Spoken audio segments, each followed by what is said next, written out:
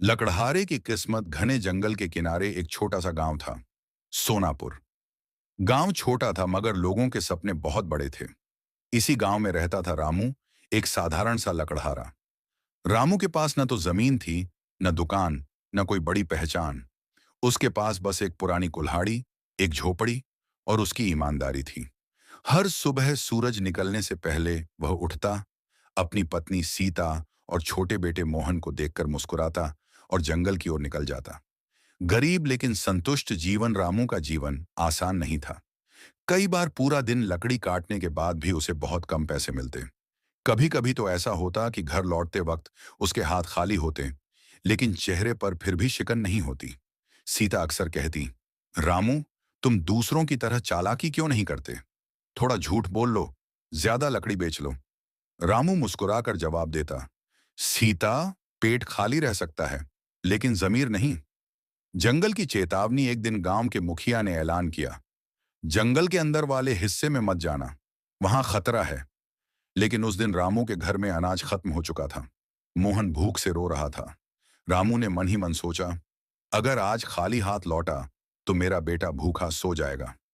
वह चेतावनी के बावजूद जंगल के गहरे हिस्से में चला गया। रहस्यमयी घटना जंगल के अंदर पहुंचते ही माहौल बदल गया।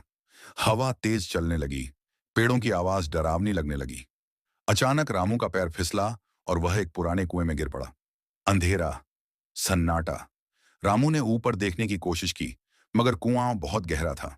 तभी उसे एक धीमी सी आवाज सुनाई दी, डरो मत रामू। रामू कांप गया। क कौन? जंगल की देवी कुएं के अंदर हल्की रोशनी फैली और उसके सामने एक दिव्य स्त्री प्रकट हुई। उसकी आवाज में अजीब सी शांति थी। मैं इस जंगल की देवी हूं। मैंने तुम्हारी ईमानदारी देखी है। देवी ने रामू के सामने सोने की कुल्हाड़ी रख दी।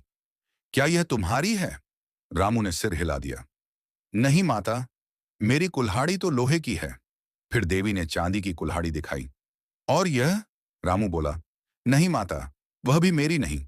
आखिर में देवी ने उसकी पुरानी टूटी हुई कुल्हाड़ी दिखाई। रामू की आंखों में चमक आ गई। हाँ माता, यही मेरी कुल्हाड़ी है। ईमानदारी का इनाम। देवी मुस्कुरा दी।